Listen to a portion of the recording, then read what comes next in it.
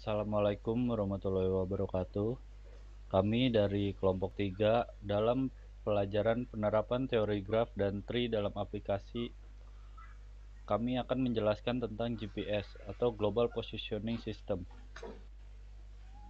Di sini kami ada berempat.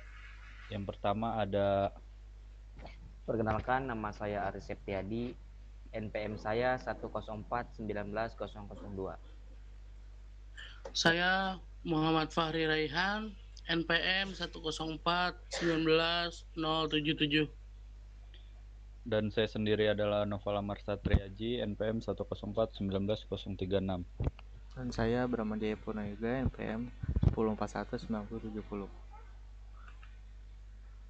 Pendahuluan. Pada zaman sekarang ini, teknologi satelit sudah semakin maju dan banyak digunakan dalam kehidupan sehari-hari. Sebagai contoh yakni GPS atau Global Positioning System, atau bisa dikenal dengan sebagai navigasi untuk memahami cara kerja GPS dan tidak hanya sekadar menggunakannya saja, maka dilakukan pendekatan terhadap algoritma dan logika yang digunakan untuk mengoperasikan sebuah GPS. Pendekatan dengan menggunakan graf berarah dan berbobot dan juga pohon keputusan merupakan pendekatan yang paling tepat dan sesuai dengan sistem ini. Gambar jalan-jalan yang diterima dari satelit diubah menjadi sebuah graf berarah, berbobot, dan digunakan tree atau yang disebut pohon keputusan untuk menentukan jalan mana yang harus diambil atau jalan yang paling efektif. Next. GPS adalah sistem yang menggunakan fasilitas satelit dalam berbagai bidang kehidupan. Umumnya GPS kita kenal sebagai sistem navigasi yang dasarnya digunakan untuk keperluan militer dan pertahanan. Lalu kemudian berkembang untuk keperluan navigasi baik untuk di darat maupun di laut dan juga di udara. Pada pesawat-pesawat udara sebagai contoh Boeing 737 sudah ada yang menggunakan GPS untuk navigasi, menentukan posisi pesawat berada dan berapa jauh jaraknya dari tempat tujuan atau tempat mendarat terdekat. GPS dikembangkan oleh Departemen Pertahanan Amerika Serikat dengan nama Navstar GPS. Ada beberapa kegunaan GPS secara umum, namun ruang lingkup pembahasan ini difokuskan pada GPS sebagai sistem navigasi. Next. GPS sebagai sistem navigasi.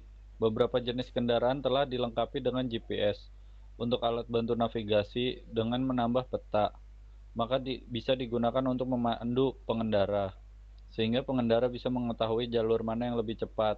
Sebaiknya dipilih untuk mencapai tujuan yang diinginkan. Perangkat navigasi GPS adalah perangkat yang dapat mengetahui posisi koordinat bumi secara tepat, yang dapat secara langsung menerima sinyal dari satelit. Perangkat GPS modern menggunakan peta, sehingga merupakan perangkat modern dalam navigasi di darat, kapal di laut, sungai dan danau, atau serta pesawat udara. Next. GPS sebagai sistem navigasi. Perangkat ini bisa dipasang pada kendaraan atau telepon seluler untuk menunjukkan posisi kendaraan atau telepon seluler tersebut berada sehingga tidak akan tersesat dan dapat menunjukkan jalan terdekat menuju tempat tujuan. Sistem navigasi kendaraan adalah perangkat navigasi berkendara modern yang digunakan untuk memandu perjalanan dari suatu tempat ke suatu tujuan tertentu.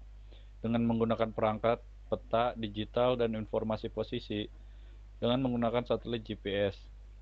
Untuk menentukan posisi di lapangan, saat ini dilakukan dengan menggunakan alat yang disebut GPS receiver yang digunakan yang kemudian diolah untuk mendapatkan posisi koordinat buminya. Lanjut. Dengan menggunakan peta digital yang didownload ke perangkat sistem navigasi kendaraan, sehingga dapat mengetahui posisi saat ini di peta dan arah lintasan yang akan dilalui dari koordinat awal menuju tempat tujuan dengan koordinat tertentu pada peta. Selanjutnya akan dijelaskan oleh Aris. GPS sebagai sistem navigasi. Gambar jalan dan tempat-tempat yang menjadi titik acuan pada peta ini kemudian diubah menjadi graf berarah dan berbobot agar dapat diamati, dan kemudian diolah datanya agar dapat memberikan arah yang tepat dan efektif untuk dapat sampai ke tempat tujuan. Kita akan membahas fungsi GPS pada kendaraan bermotor sebagai penunjuk jalan atau pada telepon seluler. Berikut akan dibahas cara mempresentasikan jalan yang dapat dilalui kendaraan bermotor dan pengambilan keputusan dalam pemilihan jalan tercepat dan terefektif. 2 di sini graf. Seperti yang sudah dipelajari pada mata kuliah graf terapan, graf dapat digunakan untuk mempresentasikan berbagai hal. Graf terbagi menjadi beberapa bagian, yaitu graf berarah dan tak berarah. Dalam bahasan kali ini, yang akan digunakan untuk mempresentasikan jalan dan tempat-tempat acuannya adalah graf berarah. Di sini graf berbobot. Sebuah graf dan dengan bilangan-bilangan pada rusuk-rusuknya disebut graf berbobot, Whiteside graph. Dalam sebuah graf berbobot, panjang lintasan adalah jumlah bobot rusuk-rusuk dalam lintasan. Ini gambarnya. Contoh graf berbobot tak berarah. Next.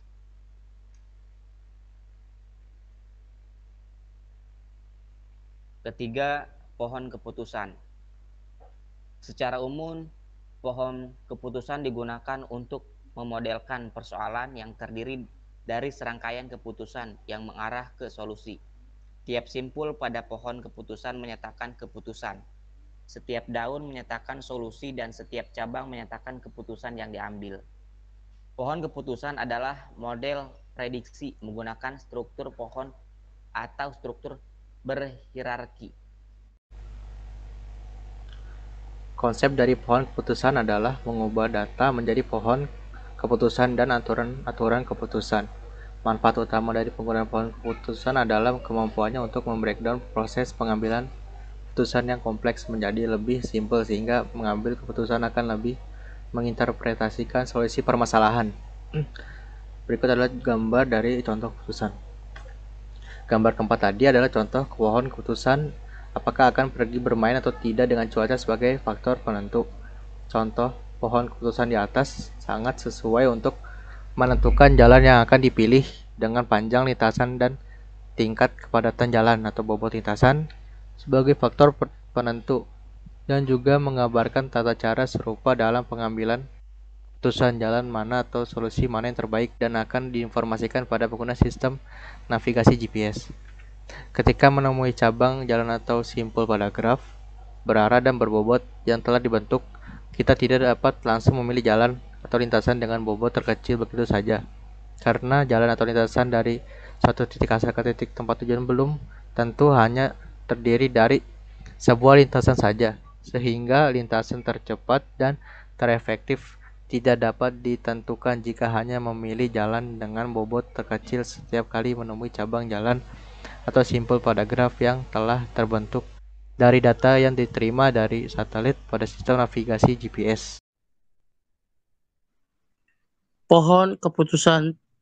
Dengan menggunakan pohon keputusan, maka kita dapat menentukan jalan mana yang terbaik. Lintasan yang pada awalnya memiliki bobot yang tinggi mungkin saja pada pilihan jalan atau cabang berikutnya dapat menghantarkan kita pada tujuan yang lebih cepat karena jalan selanjutnya memiliki bobot yang kecil. Sedangkan jalan atau lintasan yang bobotnya awalnya kecil, mungkin saja lintasan-lintasan berikutnya berbuat besar dan akan semakin menghambat kita ke jalan ke titik tujuan. Untuk itu diperlukan pohon keputusan dan algoritma pohon secara rekursif untuk setiap cabang pohon agar dapat memperoleh solusi terbaik dengan cara yang efisien. Setiap cabang jalan pada graf atau kehidupan nyata merupakan simpul atau node pada keputusan, di mana pada pohon yang akan dilakukan perbandingan bobot pada masing-masing cabang atau jalan atau lintasan, dan begitu selanjutnya untuk setiap cabang jalan yang ditemui. Kita akan dihadapkan pada pilihan yang harus diambil pada pohon keputusan sampai diperoleh jalan yang terbaik, lalu diinformasikan pada pengguna sistem navigasi GPS. Cabang jalan mana atau arah mana yang harus dipilih. Next. Ini adalah contoh dari graf di atas adalah data masukan dalam bentuk graf yang masuk dalam pusat informasi. Untuk kemudian diproses, kita akan mencari jalan tercepat dari posisi awal kita yaitu titik A sampai ke titik D. Dari graf di atas maka pohon keputusan yang dibentuk untuk menentukan jalur terbaik adalah sebagai berikut. Next. Dapat dilihat pada gambar di atas adalah pohon yang dibentuk dari hasil transformasi graf input. Titik awal dan titik akhir jadi di sini menjadi lebih jelas bahwa setiap cabang dan simpul adalah semua cabang, jalan atau jalur yang terdapat pada simpul atau titik tersebut tanpa mengikut sertakan cabang atau tanpa mengikuti sertakan cabang jalur kedatangan. Ya, saya akan melanjutkan gambar ke-6. Pada pohon di atas seharusnya ada simpul C karena ada titik A. Pada graf juga terdapat cabang yang menghubungkan titik A dan titik C. Tapi cabang tersebut tidak dimasukkan pada pohon karena arahnya. Jadi cabang atau sisi pada graf yang berlawanan arah tidak dimasukkan ke dalam simpul pohon agar mempermudah pemrosesan kemudian. Sekarang kita akan mulai membahas cara penentuan solusi jalur terbaik dengan menggunakan pohon keputusan tersebut. Bila ditinjau bobot tiap simpul, maka bobot simpul B adalah 7 dan simpul E adalah 8, sedangkan bobot simpul A adalah 0 karena belum ada jalur yang diambil. Bobot akhir pada daun BD adalah 22, pada daun ED 1 adalah 14 dan pada daun ED2 10. Bobot pada daun adalah akumulasi dari bobot semua lintasan dari akar sampai ke daun tersebut. Maka jelas bahwa jalur tercepat adalah titik A ke titik E lalu ke titik D melalui sisi yang berbobot 2. Jika kita telusuri jalurnya satu persatu maka kita akan menemui cabang. Jalan pertama yaitu dari A ke B atau dari A ke E apabila kita hanya memilih saja secara langsung, tentu jalur A ke B yang akan dipilih karena bobotnya lebih kecil. Padahal pada sisi selanjutnya yaitu dari B ke D mempunyai bobot yang sangat besar dan jalur yang dipilih menjadi tidak efektif. Jalur A ke E terlebih dahulu.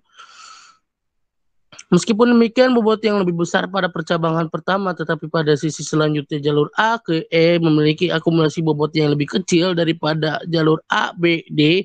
Selanjutnya, yang jadi masalah adalah menentukan cabang mana yang akan dipilih pada simpul E, karena kedua cabang langsung menuju ke D.